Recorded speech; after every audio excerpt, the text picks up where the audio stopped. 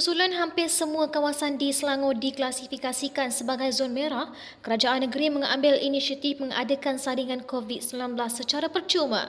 Esko Kesihatan Awam Perpaduan Wanita dan Keluarga, Dr. Siti Mariah Mahmud menjelaskan, saringan tersebut memberi peluang kepada rakyat untuk mengenal pasti sama ada mereka positif atau negatif COVID-19. Beliau sebelum itu menjawab soalan sama ada kerajaan negeri Selangor masih memerlukan perkongsian data dari Kementerian Kesihatan Malaysia KKM bagi membantu Selangor Task Force COVID-19 beroperasi. Satu dalam WhatsApp, dalam MySejahtera punya application itu yang dia panggil hotspot tracking. Hotspot tracking ini sebenarnya tak sama fungsinya dengan apa yang kita nak buat dulu, mapping of orang kata high risk area. Tapi bagaimanapun is a good idea. Misalnya kalau kita kata saya type dalam hotspot tracking di sini, dia akan bagi tahu berapa orang yang dah positif dalam kawasan ini dalam masa 14 hari yang lepas. Sepatutnya yang positif ini tidaklah berkeliaran begitu. Mereka sama ada sudah dihantar ke MAEPS, sama ada mereka ke hospital kalau bergejala, yang lagi satu ataupun self quarantine. Ya, so self quarantine inilah yang penting kita semua faham, disiplin self quarantine itu.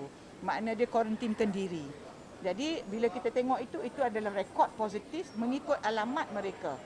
Jadi kita sekarang ini kita tak perlu lagi benda sebab dulu kita nak membendung jangkitan dalam komuniti. Ya, jadi kita perlu data itu untuk kita tahu di mana jangkitan itu berada. Ya, supaya kita boleh screen cepat.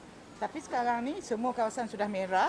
Ya, semua kawasan pun dah affected dan hotspot ni pun dah ada. Itu sebabnya Selangor akan teruskan dengan saringan dari don ke don, memberi peluang kepada rakyat yang nak tahu sama ada dia positif atau tidak. Kalau dia negatif, makna dia selamat buat ketika itu, dia kena melindungi dirinya dan ahli keluarganya. Tapi kalau dia positif, dia kena bekerjasama supaya sama ada kuarantin diri ataupun ke MAEPS dan sebagainya. Ini pula respon orang ramai mengenai program saringan percuma COVID-19 ini. Saya dapat tahu yang pasal saringan untuk komuniti ni daripada Twitter. So dekat situ diorang maklumkan untuk daftar melalui app Selangkah tu lah. So saya memang eager nak at least kita nak tahu, kita nak bendung benda ni. So saya memang eager untuk volunteer untuk datang untuk buat saringan ni lah. So sebab kita dah bekerja macam biasa.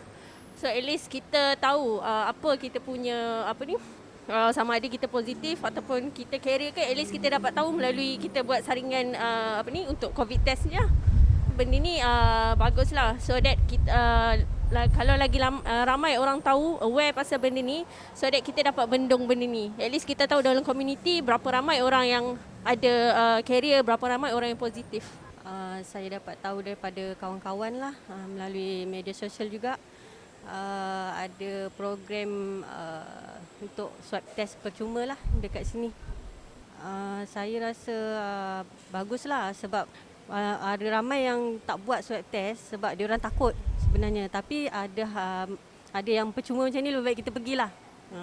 Nanti buat yang berbayar pun dia orang tak nak pergi sebab berbayar kan. Lebih baik kita pergilah. Jangan ada perasaan takut lah.